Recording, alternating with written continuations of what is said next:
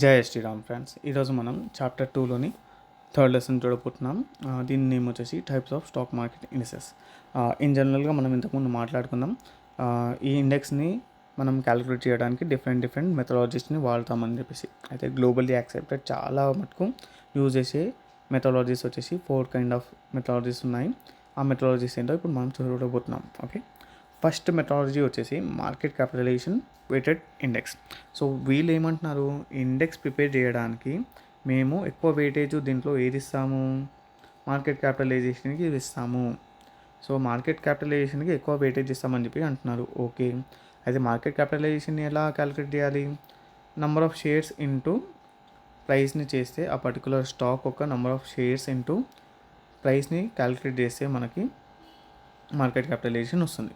Okay, అయితే example లాగా మనము కింద ఈ టేబుల్ చూసారు కదా, ఇందులో ఒక 5 స్టాక్స్ని నేను తీసుకున్నాను. ఇందులో ఈ ఇండెక్స్లో 5 స్టాక్స్ ఉన్నాయి.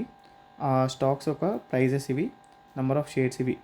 అయితే ఇప్పుడు మార్కెట్ క్యాపిటలైజేషన్ తీయాలంటే ఏం చెప్పాను నేను సింపుల్గా, number of shares into price. So number of shares into price చేస్తే నాకు ఓవరాల్గా మార్కెట్ క్యాపిటలైజేషన్ అనేది రావడం జరిగింది.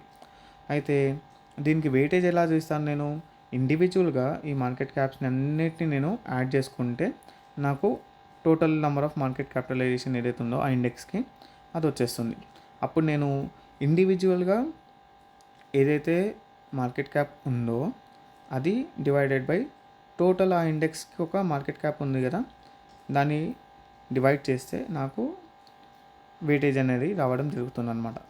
అర్థమైంది కదండి. అయితే ఇప్పుడు ఇది 2023 డేటా అనుకుందాం, ఇదంతా 2023 డేటా అనుకుందాం.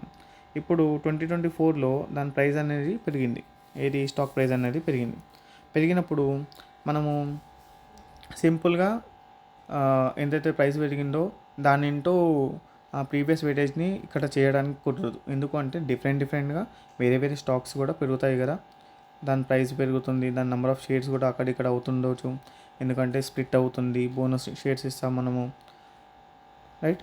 సో అందుకని వాళ్ళు ఏం చేస్తారు, ఇక్కడ మనము షేర్స్ని క్యాలిక్యులేట్ చేస్తాం కాబట్టి ఇప్పుడు కరెంట్ మార్కెట్ ప్రైస్లో ఎంతైతే ప్రైస్ నడుస్తుందో అది తీసుకుంటారు. అట్ ద సేమ్ టైం ఇప్పుడు కరెంట్గా ఎన్ని నెంబర్ ఆఫ్ షేర్స్ ఉన్నాయి అది కూడా తీసుకుంటారు అనమాట.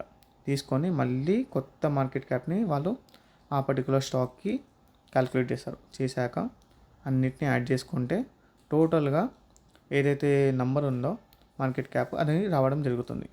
వచ్చాక సిమిలర్గా ఇంతకుముందు ఏదైతే చేసాం, ఆ పర్టికులర్ స్క్రిప్ట్ ఒక స్టాక్ ఒక market cap divided by total market cap ఏదైతే ఉందో ఆ ఇండెక్స్కి దాంతో డివైడ్ చేస్తే మళ్ళీ ఒక కొత్త వెయిటేజ్ వస్తుంది అనమాట.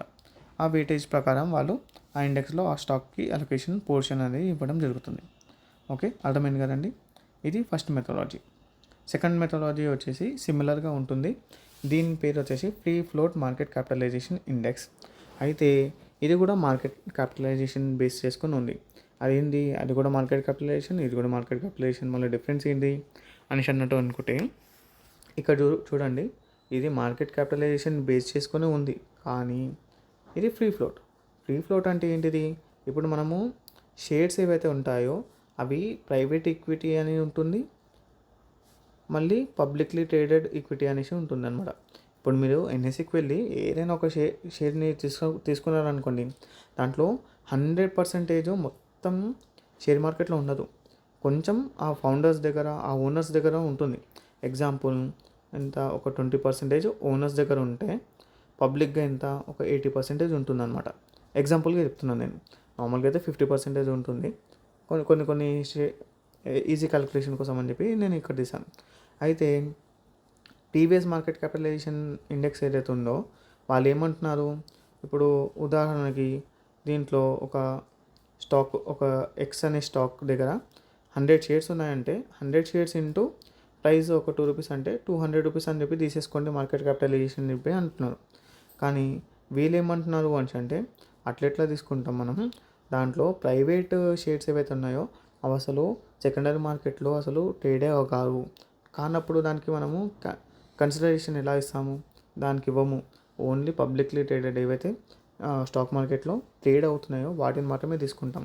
ఎందుకు అట్లా తీసుకుందాం అని అంటే ఇండెక్స్ అసలు మనము సిగ్నిఫికెన్స్లో చదువుకున్నాం ఏమని, అదొక ఇండికేటర్ లాగా వాడాలి అని చెప్పేసి. ఇండికేటర్ లాగా ఉండాలి అని అంటే అది మార్కెట్లో ఏదైతే ట్రేడ్ అవుతున్నాయో వాటినే తీసుకుంటే అవుతుంది కదా. ఏదైతే ఫౌండర్ దగ్గర ఇంట్లో షేర్స్ ఉన్నాయో దాన్ని తీసుకుంటే ఎందుకు అవుతుంది. కాబట్టి సెకండరీ మార్కెట్లో ఏవైతే ఉన్నాయో వాటిని మాత్రమే మేము తీసుకుంటామని చెప్పేసి అంటున్నారు. సో వీళ్ళు ఏమంటున్నారు, ఇప్పుడు 20% ఓనర్స్ దగ్గర ఉన్నాయి, 80% షేర్స్ లైక్ బయట మార్కెట్లో ఉన్నాయి. కాబట్టి మేము 80 షేర్స్ని మాత్రమే తీసుకుంటాం ఇంటూ ప్రైస్ ఎంత. సో అప్పుడు మార్కెట్ క్యాపిటలైజేషన్ డిఫరెన్స్ వచ్చింది చూడండి, దీనికేమో 200 వస్తుంది, దీనికేమో 160 వస్తుంది. అది సిగ్నిఫికెన్స్ అనమాట. అది కొంచెం చేంజెస్ ఇక్కడ ఉన్నాయి, అది మీరు అబ్జర్వ్ చేయాలి. ఓకే, అయితే ఇప్పుడు ఇండియన్ స్టాక్ మార్కెట్ ప్రీవియస్గా ఏదైతే మెథడాలజీ ఉందో అది ఈ మెథడాలజీ అనమాట, మార్కెట్ క్యాపిటలైజేషన్ వెయిటెడ్ మెథడాలజీ. కానీ ఇప్పుడు అది వదిలేసి వాళ్ళు ఇప్పుడు ఫ్రీ ఫ్లోట్ మార్కెట్ క్యాపిటలైజేషన్ పైన వచ్చారనమాట. వీళ్ళే కాదు, గ్లోబల్గా చాలామంది ఈ like free float market capitalization base చేసుకొని వాళ్ళ ఇండెక్స్ని అనేది క్రియేట్ చేశారు. ఓకే, సో 2 మెథడాలజీస్ అయిపోయాయండి. థర్డ్ మెథడాలజీకి వచ్చేస్తే వీళ్ళు ఏమంటున్నారు, మేము ఎక్కువ వెయిటేజ్ మా ఇండెక్స్లో ప్రైస్కి ఇస్తాము. అయితే ప్రైస్కి ఎక్కువ వెయిటేజ్ ఇస్తామని అన్నట్టు అంటున్నాను కదా. సో ఇలాంటి ఇండెక్స్లు అసలు ఏవైనా ఉన్నాయా అంటే యూఎస్లో వచ్చేసి డౌ జోన్స్ ఉంది, జపాన్లో వచ్చేసి నికీ 225. ఈ రెండు కూడా ప్రైస్ని బేస్ చేసుకొని ప్రైస్ వెయిటెడ్ ఇండెక్స్లు వాళ్ళు క్రియేట్ చేశారనమాట, క్యాలిక్యులేట్ చేశారనమాట. సో ఇది ఎలా క్యాలిక్యులేట్ చేస్తాము అని చెప్పి చూసుకున్నట్టయితే సిమిలర్లీ మనము మార్కెట్ క్యాపిటలైజేషన్లో ఏదైతే ఇంతకుముందు ఎగ్జాంపుల్ చూసామో సేమ్ అట్లాంటిదే. ఇది ఒక ఇండెక్స్ అనుకోండి, 5 స్టాక్స్ ఉన్నాయి, వాటి ప్రైస్ 1995లో. సో అక్కడనేమో మనం మార్కెట్ క్యాపిటలైజేషన్ టోటల్ చేస్తాం కదా, ఇక్కడేమో ఓన్లీ ప్రైజెస్ ఏవైతే ఉన్నాయో అన్నిటిని ఇక్కడ మనము టోటల్ చేసామన్నమాట. టోటల్ చేశాక వీటిని మనము ఒక ఇండివిజువల్ స్టాక్ ఏదైతే ఉందో వాటితోటి మనం డివైడ్ చేసుకుంటే ఒక వెయిటేజ్ వస్తుంది వాటితోటి. ఓకే, ఆ వెయిటేజ్ వచ్చేసింది కదండి. ఇప్పుడు అట్లనే మనం ఏం చేస్తాం, ఆ ఇండెక్స్ ఒక ప్రైస్ ఉంటుంది కదా, ఆ ఇండెక్స్ ఒక ప్రైస్కి కూడా మనము ఒక నంబరింగ్ అనేసి దీంట్లో డిఫరెంట్గా ఇస్తామన్నమాట. ఏంటిది అది, ఈ స్టాక్స్ అన్నిటిని మనం యాడ్ చేసాం కదా, యాడ్ చేసినాక ఎన్నైతే స్టాక్స్ ఉన్నాయో ఆ ఇండెక్సెస్లో దాంతో డివైడ్ చేస్తే ఆ ఇండెక్స్కి ఒక ప్రైస్ వస్తుంది. ఓకే, ఇండెక్స్ ఒక ప్రైస్. అయితే ఇప్పుడు ఇది 1995 కదా, ఇప్పుడు 2024లో ఈ స్టాక్స్ ఒక ప్రైస్ అయితే పెరిగింది, బాగుంది. అయితే ఇండెక్స్ ఒక ప్రైస్ కూడా పెరగాలి కదా. పెరిగిందంటే ఎంత పెరిగింది, ఇక్కడ చూసుకున్నట్టయితే కరెంట్ మార్కెట్ ప్రైజెస్ ఏవి ఉన్నాయో అవన్నీ ఇక్కడ మనం మెన్షన్ చేసుకున్నాం, డివైడెడ్ బై 5 స్టాక్స్ ఉన్నాయి కాబట్టి అది. సో ఇప్పుడు ఎంత ఉంది, 1995లోనేమో 250 ఉంటే ఇప్పుడు 2024లో 510 ఉంది. అంటే ఎంత పర్సెంటేజ్ పెరిగింది అని అంటే అది మనం ఇక్కడ క్యాలిక్యులేట్ చేసాం చూడండి, 104% పెరిగింది. ఓకే, బాగానే ఉంది, 104% పెరిగింది. అట్లా అని చెప్పేసి జనరల్గా మీరు ఆలోచించి చూడండి, ఎప్పుడైనా అని ఇండెక్స్ 100% ఉండాలి, కానీ ఇక్కడ 104% ఉంది దీన్ని బేస్ చేసుకొని.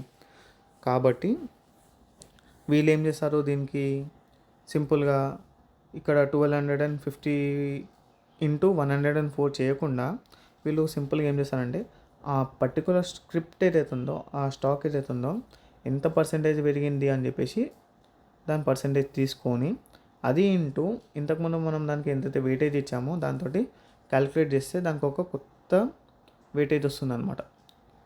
ఆ వెయిటేజ్ ప్రకారమే ఆ ఇండెక్స్లో దానికి ఒక అంత వెయిటేజ్ ఇస్తారనమాట. ఓకే, అర్థమైంది కదండి. సో ప్రీవియస్లో ఏదైతే ఇండెక్స్ స్టార్టింగ్లో ఏదైతే దానికి వెయిటేజ్ ఉందో అది ఇంటూ ఇప్పుడు పర్సెంటేజ్ ఎంతైతే చేంజ్ అయ్యిందో దాన్ని ఇంటూ చేస్తారనమాట. ఆ రెండింటిని మల్టిప్లై చేస్తే ఏదైతే కొత్తగా పర్సెంటేజ్ వచ్చిందో ఆ ప్రైస్ని బేస్ చేసుకొని ఏదైతే కొత్త వెయిటేజ్ వస్తుందో అంత వెయిటేజ్ వాళ్ళు ఈ ఇండెక్స్లో దానికి ఇవ్వడం జరుగుతుంది. ఇది ప్రైస్ వెయిటెడ్ ఇండెక్స్ అనమాట. ఓకే, ఇది ఒకవేళ అర్థం కాలేదు అంటే మళ్ళీ కమెంట్ చేయండి. కానీ లైక్ మళ్ళీ ఒకసారి రివైండ్ చేసి చూస్తే కూడా మీకు డెఫినెట్గా అర్థమైపోతుంది. నెక్స్ట్ వచ్చేసి మనకి ఈక్వల్ వెయిటెడ్ ఇండెక్స్. వీళ్ళు ఏమంటున్నారు, ఇండెక్స్లో ఎన్నైతే స్క్రిప్ట్స్ ఉన్నాయో వాటన్నిటికీ మేము ఈక్వల్గా వెయిటేజ్ ఇస్తాం అని చెప్పేసి అంటున్నారు. ఓకే, అయితే సేమ్ ఇప్పుడు మనము దీంట్లో కూడా ఏం చేస్తాం మనిషి అంటే మార్కెట్ క్యాపిటలైజేషన్ తీసుకుంటాం. ఇప్పుడు ఎంత ఉంది, ఇప్పుడు ఈ ప్రైస్కి ఈ పర్టికులర్ స్టాక్ ఏదైతే ఉందో అది 100, క్వాంటిటీ ఎంత ఉంది 300. అప్పుడు టోటల్ మార్కెట్ క్యాపిటలైజేషన్ ఎంత 30,000. అయితే ఓవరాల్గా అన్ని స్క్రిప్ట్స్ ఏవైతే ఉన్నాయో, అంటే అన్ని స్టాక్స్ ఏవైతే ఉన్నాయో వాటన్నిటిని యాడ్ చేసుకుంటే ఓవరాల్గా మొత్తం మార్కెట్ క్యాపిటలైజేషన్ ఎంత వస్తుంది, 1,20,000 వస్తుంది. వచ్చాక మనం దాని వెయిటేజ్ ఎలా తీసుకుంటామని చెప్పాను ఇంతకుముందు, ఆ స్టాక్ యొక్క మార్కెట్ క్యాపిటలైజేషన్ డివైడెడ్ బై ఓవరాల్గా మార్కెట్ క్యాపిటలైజేషన్ ఎంత ఉందో దాన్ని డివైడ్ చేస్తే వెయిటేజ్ వస్తుందని చెప్పాను కదా. అయితే ఇప్పుడు కరెంట్ మార్కెట్ ప్రైస్ 1995లో అంత ఉండే, ఇప్పుడు ఎంత ఉంది 100 నుంచి అది 150 అయ్యింది. అయినప్పుడు డెఫినెట్గా అప్పుడు ఏం చేంజ్ అవుతుంది, మార్కెట్ క్యాపిటలైజేషన్ అనేది చేంజ్ అవుతుంది. అయితే ఎంత పర్సెంటేజ్ చేంజ్ అయ్యింది, 50%. ఎందుకు, ఇక్కడ 30,000 ఉండే ఇక్కడ 45,000 ఉంది. సో ఎంత పర్సెంటేజ్ చేంజ్ వచ్చింది, 50% చేంజ్ వచ్చింది, రైట్. అయితే ఇప్పుడు ఈ పర్సెంటేజ్ చేంజ్ ఏదైతే ఉందో అది ఇంటూ ఈ వెయిట్ని చేస్తే మనకి ఇక్కడ దాని కొత్త వెయిటేజ్ అనేది రావడం జరుగుతుంది, రైట్. అయితే ఇక్కడ మీరు ఇంకోటి గమనిస్తే ఈడ ఇప్పుడు -3%, -2.5% ఉంది కాబట్టి ఈ రెండింటిని వాళ్ళు రివిజన్లో తీసేస్తారనమాట. ఎందుకంటే మైనస్ ఉన్నప్పుడు అంటే లైక్ -% ఉంది కాబట్టి ఆ పర్సెంటేజ్ని తీసేస్తారు ఇక వాళ్ళు. ఇప్పుడు చూడండి, ఇప్పుడు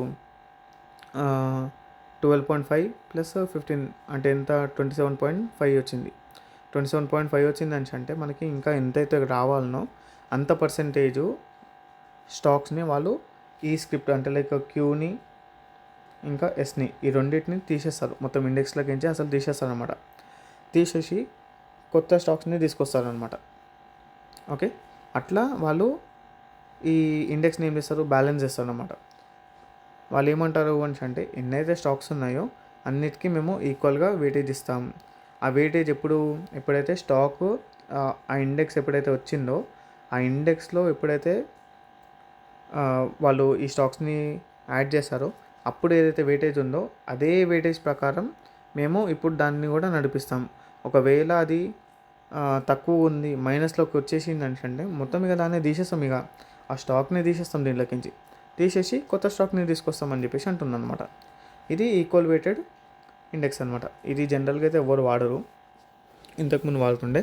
ఓకే, సో ఇవి ఈ మెథడాలజీస్ని బేస్ చేసుకొని మనం ఇండెక్స్ని అనేది క్యాలిక్యులేట్ చేస్తామండి. ఓకే, ఇంకా ఏమైనా డౌట్స్ ఉన్నాయి అంటే ఈ పర్టికులర్ సెక్షన్లో ప్లీజ్ మీరు కమెంట్ చేయండి. I will try to answer those questions.